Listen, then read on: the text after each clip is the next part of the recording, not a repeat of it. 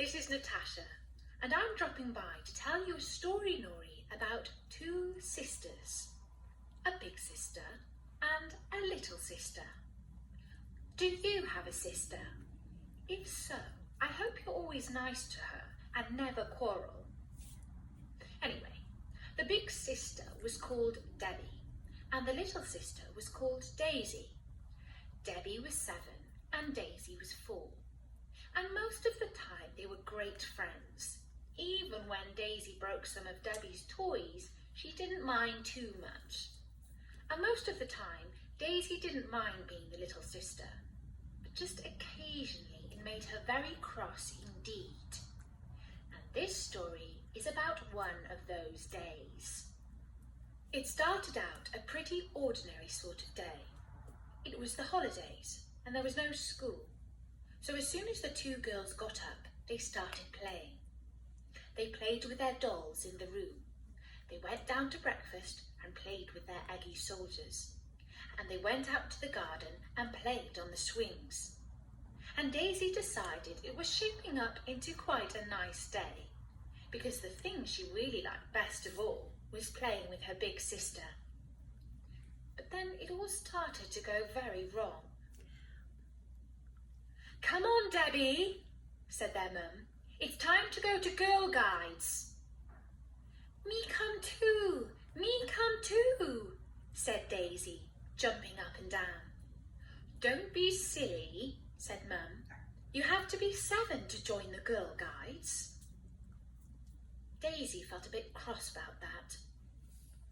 Still, it would be fun when Debbie got home. But when Debbie did get home, she didn't have any time to play. She had to work on her school project. "Can I work on my school project?" asked Daisy. But Mum just laughed.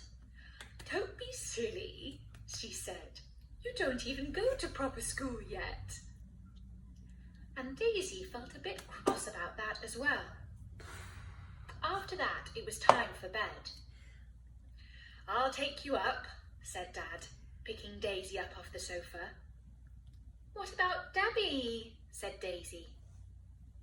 "She can stay up later," said Dad, "because she's the big sister." And that, thought Daisy, is that. Now I'm really cross. Really, really. "It's not fair," she wailed. "What am I going to be, the big sister?" Dad paused for a second. "Well, never," he said. "Debbie's always going to be the big sister, and you're always going to be the little sister." But Daisy was so cross she couldn't even finish the sentence. "That's just the way it is," said Dad. "Night, Titch," said Debbie. And after that, Daisy sat in bed, and she felt so angry. She felt she might explode.